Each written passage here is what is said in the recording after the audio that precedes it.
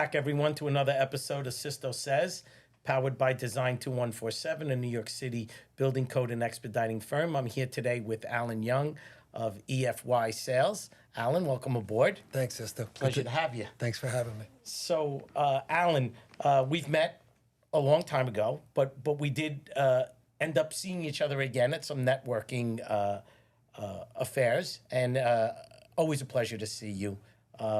A gentleman very similar to me with his smile and his energy in sales, as well as this industry. So we always get a million questions about the names of our companies. And when you look at your company, no idea.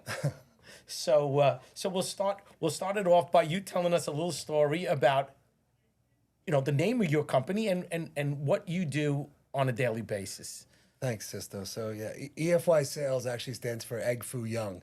And many of you know my last name is Young, Y-U-N-G, 4 letters, no O, which is how me and my kids say it to people so that they don't think it's Y-O-U-N-G. So as a little, the story's very kind of easy. As a little kid, I got teased a lot, and I was called Egg Foo. And it was really great. an example of bullying, honestly. Yeah. I'm 52. Years ago, it wasn't considered bullying. They didn't call it that, but that's what it was. So when it came to naming the company, almost 21, where are we? About 21 years ago, we just decided to name it after that, and it was like a middle finger to the bullies, basically. That's great. Yeah. That's great. So, it's funny. Everyone says to us, where'd you get the name Design 2147? And the story goes that we tried. My partners, Sergio and Dominic, always wanted to change the name of the company.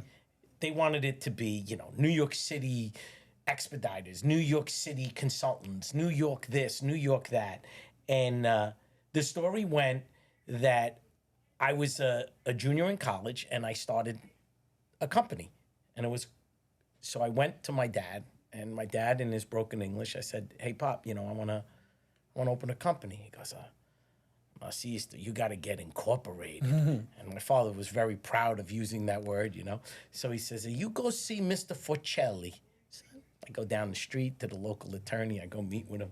And the gentleman says, "How can I help you?" I said, "Well, you know my dad. You do all his real estate closings." I says, "Can you, I want to get incorporated. I'm going to start my own business." He says, "Oh, you're a very young man. That's, good luck to you." He goes, "Well, what are you going to do?" I said, "Well, we're going to get permits and stuff." He goes, "Well, what do you want to name your company?" I said, "Design." And he looks at me. I can remember it clear as day. Yeah. Looks at me, he goes, "Son, do you have any idea how many New York State corporations are named Design?" He goes, "Just use your address." And my address was 2147 36th Street. So when we went into business, now 37 years later, on our 38th year, people will say, "Well, just call Design." Or they'll say, "Call Design 1234. So it's funny how our logo, our brand, our name revolves around our childhood. Yes. So that is an incredible connection that the both of us have. So now that we know what it stands for, now you got to tell us what you do, and then I can tell the audience why you're here. Thank you. So yeah, we are suppliers of kitchen and bath cabinetry, as well as a bunch of Division 10 accessories, bike racks, medicine cabinets, bathroom accessories, so everything, towel bars, robe hooks, all that fun stuff. We really focus on the multifamily world here in New York City. I call it the 4 boroughs. No disrespect to my friends in Staten Island. It's just it's here. We're based in Manhattan. We work on a lot of jobs, everything from affordable housing all the way up to high-end condos and everything in between. Correct. For us to get our engines running, we need 25, 30 units or better. It's really where we bring in we really bring in the economies of scale. The bigger, the easier it is for us to help the clients. Honestly. Right. So one of the reasons that we always hear about the state of the market, right? You and I, we go to a lot of seminars, we see each other, and everyone comes in and they work in this sector and they're developers. And then the next person comes in, they're from the DDC and they talk to us. And then the next sector comes in and we go on and on and on and they all give us. But to me, the best person to talk about the state of the market is the firms that have the boots to the ground, the people that are selling.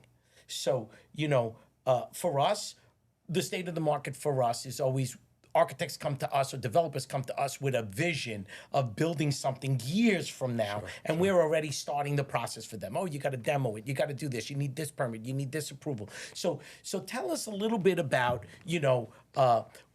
and we'll talk about a couple of different sectors, but the first sector I want to talk about is the affordable housing. There's a lot of press that, we're going to be building a lot of things. NYC's doing a lot, partnering with developers, which is a great program.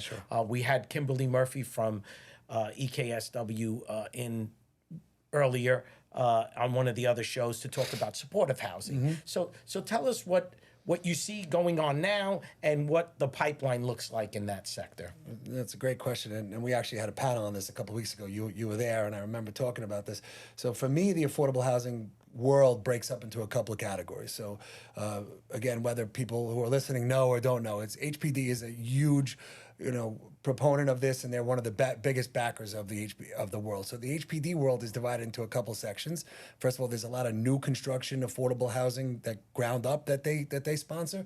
The challenge with those is a lot of those are tied to 421A, which has complicated a lot of those. Right. So many of those projects are not going to be able to move forward in their current iterations, and I'm sure you guys here are dealing with a lot of that paperwork. And we don't have a new one. We don't have another program we to don't partner. For now. I mean, for me personally, I don't wallow in things like that. I'm just sort of just move on to the next stating it for the facts. Same thing for us. So one of my you can't work on something if it's not there, right? There. So if no one's building because there's no 421A, we don't just close up shop. Exactly. We move on to what the next reality is. So in my 25 plus years of doing this, the most lucrative and active market I've had all these years has been the renovation part of HPD, which people don't even, you drive by these buildings in downtown Brooklyn, the Bronx, wherever, and these are buildings, thank goodness, they've been abandoned for years, and now they're being gut renoed. I mean, when I was walking to your office, I think I passed a couple that I've done already. Again, you'd walk right by these, you'd never even realize that these are funded by HPD, and these are true affordable housing. And that's a big market for us too. Huge. A lot of them are done in these clusters. Sure, 18, 20 buildings at a time. Exactly, which is kind of, it's exciting. Yeah, some have 3 units, some have 6 units, some have 18. Exactly. But when you pull it all together, it's 100 units. It's a real job. So thankfully I've got a couple of clients who we work together on a lot of those. I do multiple of those every single year, no matter what. Great.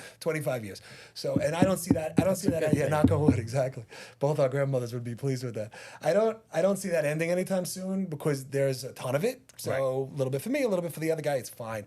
On the NYCHA side, since you mentioned it, I see a lot of exciting stuff on NYCHA. I've been in this world for so long, and I spoke to many people who work for NYCHA, and to this day, they still can't tell you how many units they actually have under management. Tremendous. So I've heard anything from 175,000 to 190,000, and they don't really know. I'm convinced of it; they really don't know. So these PAC programs, which for those anybody listening doesn't know about it, so really just to summarize it quickly, it's the private developer partnerships, and there's a ton of them. We do a lot of it. So right now there's on the low end, there's probably about 20,000 units in the pipeline for that. Correct. So me and a bunch of guys I work with, and they just started scratching the surface.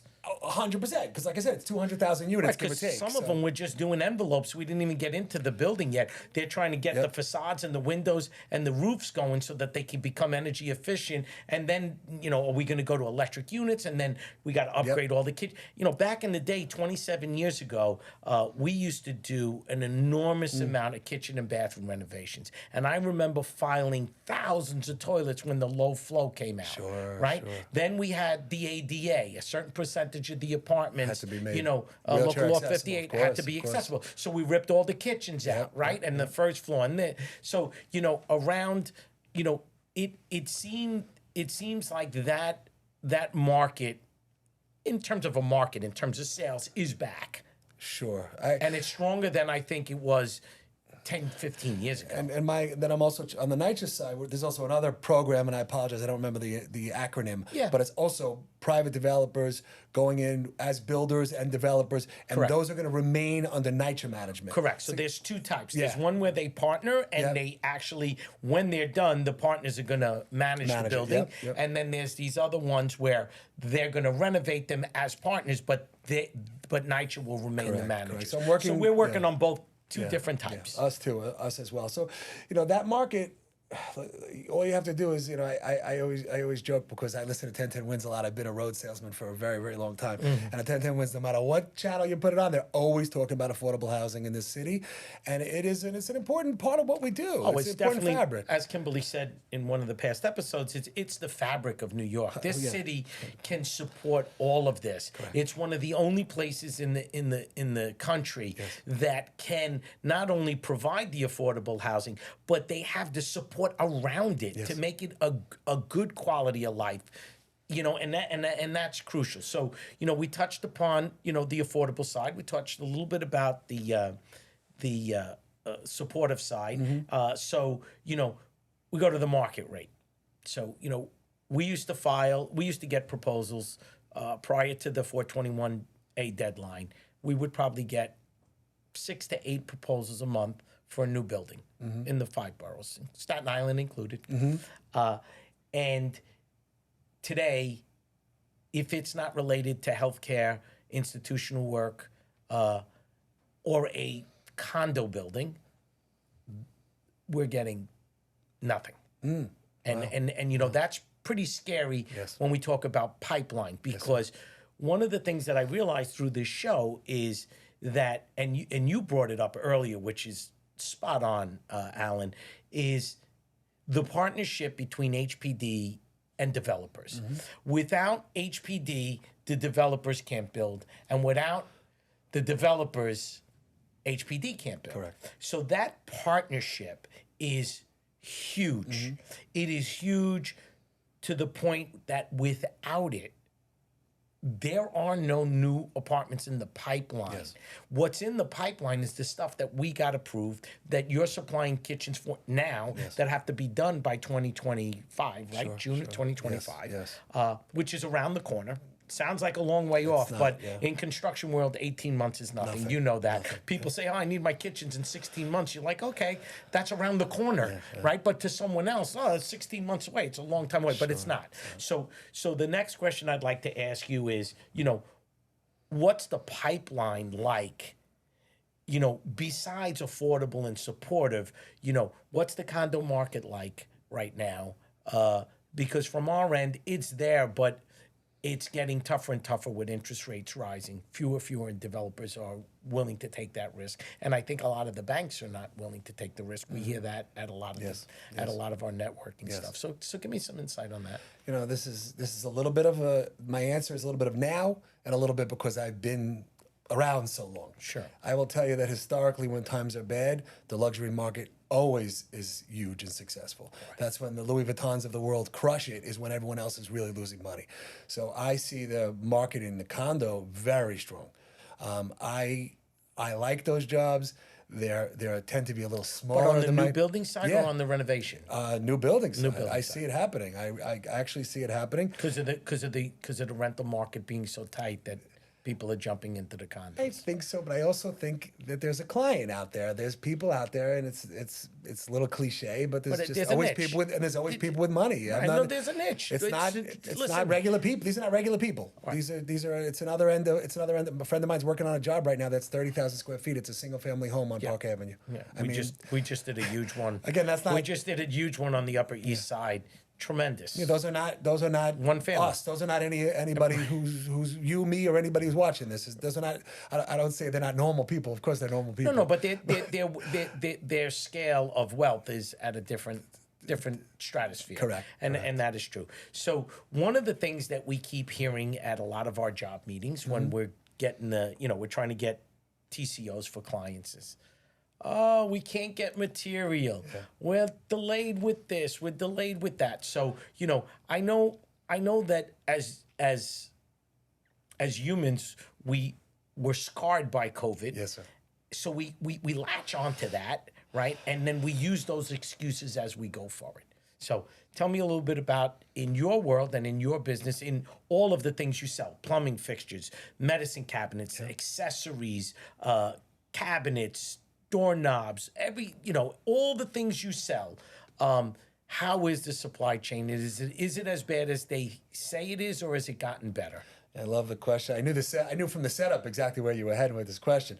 So I'll go like worst to best easily. So Okay. I'll tell you, for example, we do a lot of medicine cabinets. Right. And the challenge with these medicine cabinets is, for us, it's not a big line item for us. It's an add-on typically to our Correct. kitchen and bath cabinetry and our countertops.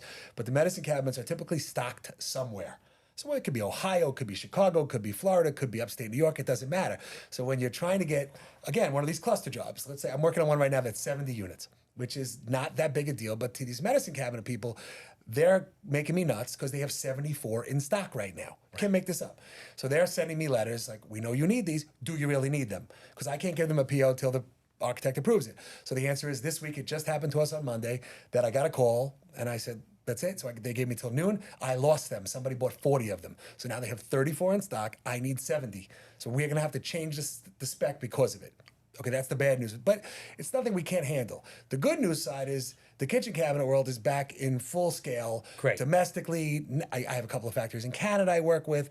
I typically don't go that far away. I do some stuff in Europe a little bit here and there, especially on the high end. We go out to Italy, but honestly, between Canada and America, I have a couple of really great shops. So the cabinet world is back. It's really fine. I mean, we had a terrible during COVID, of course, as everybody. And then I guess the only part of EFY's world that's really, really harsh these days is really appliances. Appliances is still a disaster. You know what? And Still a disaster. And I'm curious why that is. What do you hear from the reps because when you go to them, you're not buying. I just built a new home up in the country, and my wife and we ran around, and a friend of mine owns a appliance place. Sure. He was a friend of my dad's, and I go there, and he's just a wonderful gentleman. And we spent whatever. Appliances are crazy, but same thing. He's like, all right, you have to put it in now, and maybe 16 to 20 weeks. Like, it's just a refrigerator. But it seems like is the manufacturing world different, where they used to make 1 million of them and then try to sell 1 million, or are they making 200,000 and then if you want more, then they'll make more? It sure sounds that way, because it's not just. It's wherever you go. You walk in and you say, "Okay, I want a dryer." I just went and bought a dryer for my son when he moved to Arizona. Walked into Lowe's, said, "I want a dryer. I need it tomorrow." Guy's like, "All right, you got 35 models." He goes, "Well, we have one in stock." I mean, that's the one I want, obviously, right? Right. Yeah. That's the one I want, because you didn't give me a choice. But meanwhile, you got 30 displayed. So, give us a little insight on that. Oh gosh, it's really runs the gamut. First of all, I'll just give you, going back to affordable housing, right? Every single summer, we get orders for air conditioners only. They know who we are. Right. They know we're WB. They know we move fast. Right. So give us a tractor so trailer. We warn them. Like, listen, we realize you need 159 air conditioners, and that sounds like a lot to you, but the factory could care less about your order. They need 15,000 right now. Right. So we had that happen to us. Because they're selling them to Home Depot and Lowe's. We had to change the model 3 times because, again, they can't make a decision, and it doesn't even come about money at that point. It's a few bucks different between the two models. Right. It's just that you can't. But it lock makes it it in. crazy. So then we delivered the 159 in one shot. They had 3 broken ones. So needless to say, and by the way, legitimately broken, no problem. It's all good. You just got them. Nobody's arguing with you. But we had to replace the 3 broken ones with a completely different model because they were done with those already. They were completely gone. Not coming back. Get them back. You're talking, if you're lucky, next summer that model will come back. It's crazy. So I think that we would have to dig deep to brand by brand. But I can tell you that during COVID, there was a major issue with all the firms on refrigerators. And this sounds weird, but it was the foam that insulates the doors. Because it came from somewhere else. Came from, who knows where it came from. I don't know enough to know that. I just know that was a major issue. Right, so it was a component, it wasn't the whole thing. My understanding of the appliance fiasco during the whole COVID world and the 18 months that followed it was really component issues all around. There were stainless steel issues. Right. And then chips for the computerized exactly. motherboards. It was all dumb stuff. Same thing happened in the auto business. Right. It was always dumb stuff. It wasn't necessarily the tires or the gas tank or the engine. It was something that you need. Something you need to make it happen. Right. I think that I think part of it might be what you mentioned is actually a great thought on what's going on today, because they got so killed during COVID, and I'm sure their shareholders are like, listen, don't manufacture what you're not going to sell. Exactly. I think that's I'm sure that some people, when they watch this segment, as I've been doing this podcast, people have come in and we talk about something, and we talked about amenity spaces. And Joe came in to talk about it. Sure. Cicilline, and you would say, well, why did Sisto have Joe on a podcast about amenity spaces? How does that really tie into code and zoning? But it's funny, since he's been on the show, almost most guests have gone back to his podcast to talk about amenity spaces in supportive housing, Sure. amenity spaces in office to residential conversion, amenity spaces just in general, whether they're gyms or they're rooftops.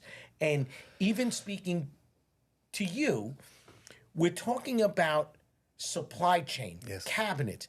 And as we go forward, we're going to talk about your podcast today because they're all related to everything that we do in construction.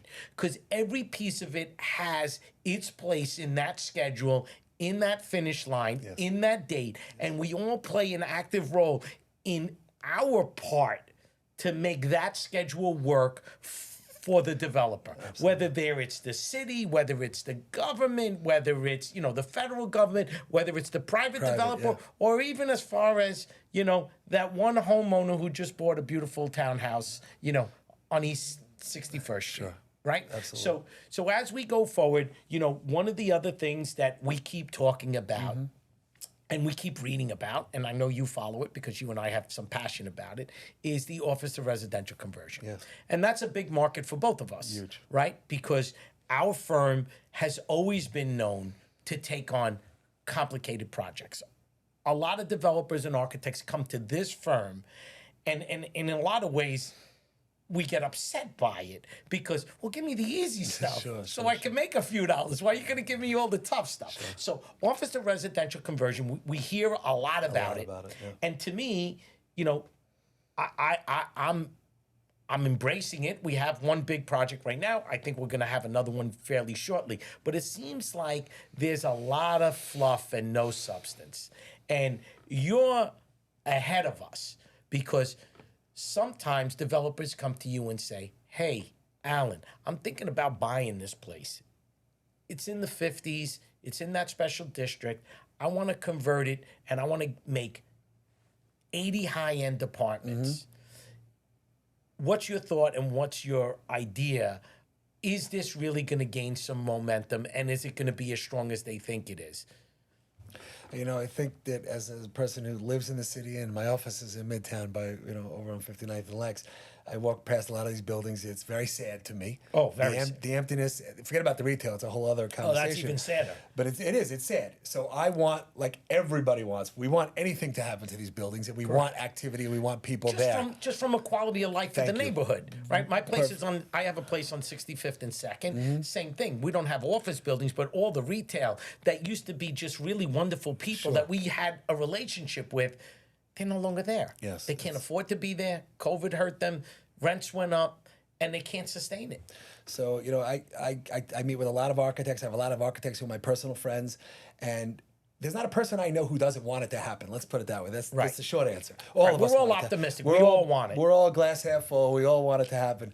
The reality of whether I see it happening or not, and you were at that panel we did a few months ago, and I want to do 10 more just so we can really dig into it and understand it, is the architects and the engineers all say the same thing to me. There's not enough light. There's not enough ventilation. Full stop. And they keep talking about the column of the center. Now, I always joke because I'm not an architect. I'm not an engineer. I just know a lot about my trade. To your point, I know about my schedule. I know about Division 12. I don't know about everything else. I know a little bit about 10, a little bit about 11, but that's about it. Right, and enough to get yourself in trouble. Exactly. But I always talk, even ADA rules you mentioned before. I know a lot about the ADA rules, local law 58 in the kitchen world. However, I can't stamp a set of drawings. So I can tell the architect this is what I believe is the best practice. But here you but go, your Mr. Architect. Going to have to. Somebody on your end has to stamp it off. So it's the same thing with this. Do I want it to happen? Of course. We all do. There's a couple of guys doing it downtown really well. Yeah. There's a couple of builders, one developer who's got another one. It might be the one you're involved in. Without throwing names out there, I just don't think it's going to be the waterfall of activity in the time frame you're describing, the 24, 25, 26. But do I think it's going to happen 100%? I think it's going to happen. But as it, well, I think, not to steal any of your thunder, it's an opinion, right? Yes, sir. Right, and I think that if the partnerships were there, which now they're starting to talk about some partnerships for affordable housing Yes. in these districts, that if there was some more partnership, I think that we could get a lot more done because it would be incentivized, right? So what happens in your world when a manufacturer says, "Hey, listen, by the way, if you buy 159 air conditioners and you buy Carrier, there's a rebate to the distributor." Well, Yes. the distributor takes it, he incentivizes it, he gets it to you, you promote it, you go to your client, I can save you a few dollars. It's a win-win for everybody. When there is no incentives, then there's a lot of competition and nothing's getting done. Yes. So as we go through this show today, Yes, sir. my good friend Andrew Peters from Curry and Brown, who's as well from our networking, Sure. he talks about cost estimating, and his job, as I say every show, is for him to predict the future. I got a piece of property. I want to build this. What's it going to cost? And the owner says, "Okay, I think it's going to cost $5 million." He has to tell them it's going to cost $10 million, and then they decide whether they're going to build it. Sure. But one of his sayings that I ask every guest is, his job is not to look in the rearview mirror, but his job is always to look forward. And I'm a man of, I don't like to dwell in the past. I like to look in the future. I'm optimistic. You're in sales. You're optimistic. We've been scarred, through the years of being in business. But so if I were to ask you the question of the day is, so what does Alan Young think about housing in the next year to 2 years, and what's the pipeline look like? Because to me, that's a big question, because I think that today people are building. We have the pass for 21A. It's going to end in 2 years when they finish those buildings. But for us to start construction, we've already lost close to 16 months. Right? With no 421A, no new buildings going in. Again, I know we could pivot to another building, but we're talking housing, Yes. which is a big part of my business and your business. Yes. What do you think is going to happen with the pipeline? I really believe this is going to be, and I'm a super positive guy. I don't want to bring up 2008, but it's going to be, to me, it's going to be a little similar to that this year. 2023 has been a reckoning for many, many people. Yes. I talk to a lot of people. I know a lot of people who are easily 40, 50% down on sales year over year from 2022. So we're not even talking about the stuff that you guys are working on that's going to be 2 years from now. So I think that 2024 will be a leveling out time for people who don't understand that profitability matters, and Right. sales without profitability is a disastrous Disaster. plan. You're going to be going into hock with the credit lines, and they're gonna kill you. Correct. And I really believe that in trades like mine and suppliers like mine, there's going to be people who, unfortunately for them, are going to go out of business because they didn't plan properly. And I believe that diversity is the key to growth. Listen, So our not just office, affordable. Everything. We've been able to do it because we have 421A projects. We do supportive housing. We do NYCHA. We do colleges. We do nursing homes. We do healthcare. We do high-end residential. We do townhouses in Prospect Park, in downtown Brooklyn, on the Upper East Side. So in a lot of ways, sometimes they say knowing it all is not a good thing because you're the master of none. Sure. But in reality, in this market today, Yes. if you only sold to this sector, you'd be in a lot of trouble. Yes. And Design 2147 would be in a lot of trouble too. But I have faith. I'm a man that believes that having great people in government that have a vision, they will accomplish this. Yes. They're going to figure something out. And when we get you back here, Alan, we're going to ask you what your sales were like, right? Because that's how we judge a lot. Sure. I'm not going to ask you how much money you made but we will see if the trend is going up or Yes, down. yes. And I think I've truly enjoyed having you on the show because I think you've brought a different perspective. We're not just talking about zoning, and we're talking about